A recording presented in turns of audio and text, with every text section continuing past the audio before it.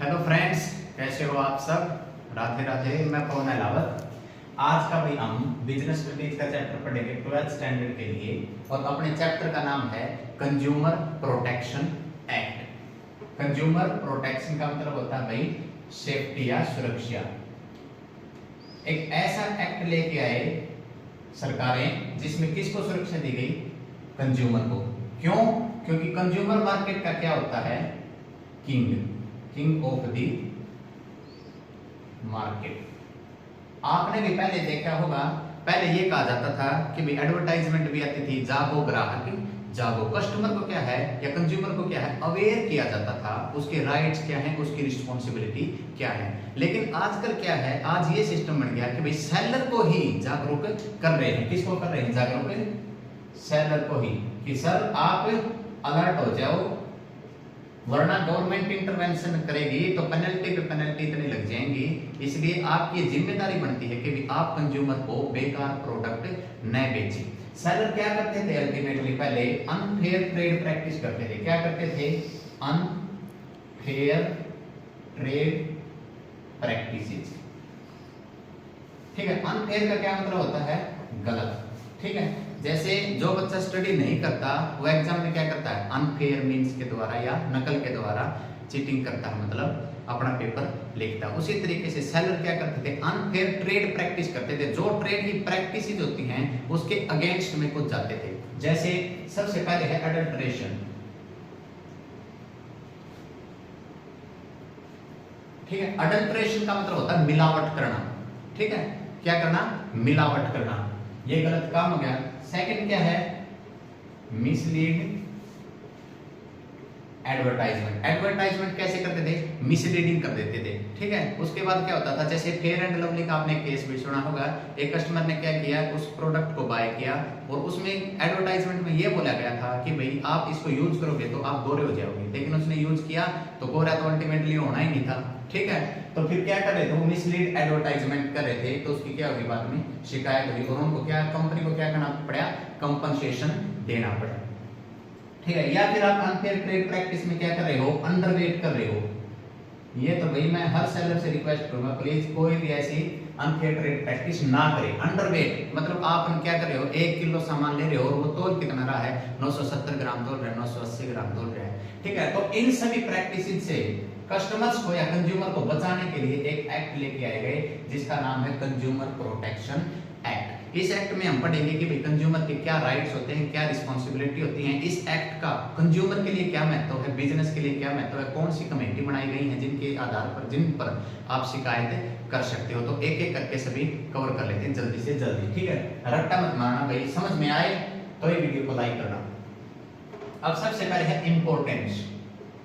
इस एक्ट की इंपॉर्टेंस क्या है कस्टमर्स, कंज्यूमर्स के लिए? ठीक है, सबसे पहले इसमें पॉइंट होता है कंज्यूमर की इंपॉर्टेंस में कि भाई अनऑर्गेनाइज्ड कंज्यूमर। इस एक्ट के आने से पहले जो कस्टमर थे या जो अपने कंज्यूमर थे वो एक स्ट्रक्चर नहीं था, उनका एक ऑर्गेनाइजेशन नहीं था, वो ऑर्गेनाइज्ड नहीं थे। ठीक है, किसी को कुछ हो जाता था किसी प्रोडक्ट के गलत यूज से तो फिर वो क्या करता था? कहीं कंप्लेंट करने नहीं जाता था। क्यों? क्योंकि उसको पता ही नहीं होता था कि भाई उसके राइट्स क्या है, उसकी रिस्पॉन्सिबिलिटी क्या है। तो इस एक्ट के आने के बाद क्या हुआ? कस्टमर्स को या कंज्यूमर्स को ऑर्गेनाइज्ड मैनर में बताया गया कि भाई आपके ये राइट्स हैं और आपकी ये रिस्पॉन्सिबिलिटी है। ठीक है, सेकंड क्या है? Consumer ignorance. कंज्यूमर क्या करता था? जैसे किसी प्रोडक्ट या सर्विसेज को बाय करता था या प्रोवाइड करता है, लेता था सर्विसेज को, कंज्यूम करता था, तो क्या होता था कि वो इग्नोर कर देता था अगर वो उसको हार्म कर रही थी, नुकसान पहुंचा रही थी। ठीक है, क्यों? क्योंकि उसको पता ही नहीं था कि भाई मुझे ना प्रोडक्ट की वजह से हुआ है या वैसे ही मेरे शरीर में कोई दिक्कत थी। ठीक है, तो क्या कर देता था? वो इग्नोर मार देता था, चलो कोई बात नहीं यार, आज तबीयत खराब होगी किसी प्रोडक्ट के यूज से, कल नहीं होगी, तो क्या कर देता था? इग्नोर कर देता था। और अल्टीमेटली वो क्या होता था? उसको जानकारी तो पता नहीं थी, अपने राइट्स तो पता नहीं थे, तो जाता भी तो कहां जाता। तो इस कंज्यूमर प्रोटेक्शन एक्ट के आने के बाद उसको पता चल गया, हाँ भाई अगर किसी प्रोडक्ट से मुझे नुकसान हुआ है तो मैं उससे कंप्लेन कर सकता हूं कंज्यूमर प्रोटेक्शन एक्ट में। ठीक है, थर्ड क्या है? Wide spread exploitation of consumer.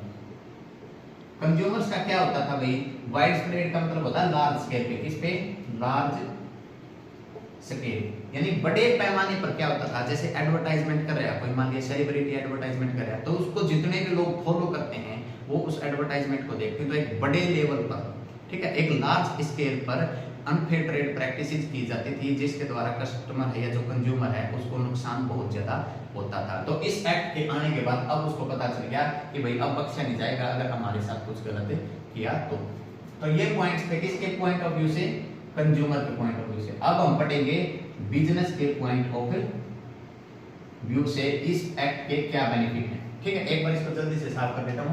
सबसे पहला पॉइंट है लॉन्ग टर्म इंटरेस्ट। बिजनेस के पॉइंट ऑफ व्यू से क्या फायदा है इस एक्ट का, long term interest of business. Business का ये रूल होना चाहिए, ये उसके मतलब खोद में होना चाहिए क्या, कि भाई वो जो अपने प्रोडक्ट्स है उसकी क्वालिटी को क्या रखे, हाई क्वालिटी, और जो उसका रेट है, जो उसका प्राइस है उसको क्या रखे, फेयर। ठीक है, सो दैट कि जो कस्टमर है वो 100% आपकी सर्विसेज से या आपके प्रोडक्ट से क्या हो जाए, सेटिस्फाई। ठीक है, सेटिस्फाई कस्टमर का एक फायदा होता है। अब जैसे मान लीजिए ये कस्टमर है अपने, ठीक है, मिस्टर ए, इन्होंने कोई, जैसे मान लिया आपने सभी ने सुना होगा कि भाई एप्पल कंपनी का मोबाइल हैंग नहीं होता, ठीक है, उसमें दिक्कत नहीं आती, तो क्या करता है वो खुद तो सेटिस्फाइड है ही, वो दूसरों को भी बताएगा, दूसरों को भी वो बताएगा कि भाई आप ये प्रोडक्ट ले लो, अच्छा है। तो आपका बिजनेस ग्रो तब करता है जब आपकी एडवर्टाइजमेंट कस्टमर ही करे। ठीक है, ये सेलिब्रिटी करते हैं, ये इतना आपके बिजनेस को मतलब आगे नहीं लेके जा सकते जितना आप अपने प्रोडक्ट्स की क्वालिटी को हाई रख के, प्राइस को फेयर रख के और कस्टमर 100% सेटिस्फाइड करके उसको, फिर कस्टमर क्या करता है, फीडबैक देता है, दूसरे कस्टमर्स को भी बताता है कि भाई ये प्रोडक्ट तो बड़ा अच्छा है। ठीक है, तो आपका बिजनेस क्या करेगा, लॉन्ग टर्म में ग्रो करेगा। आपका बिजनेस क्या करेगा, लॉन्ग टर्म में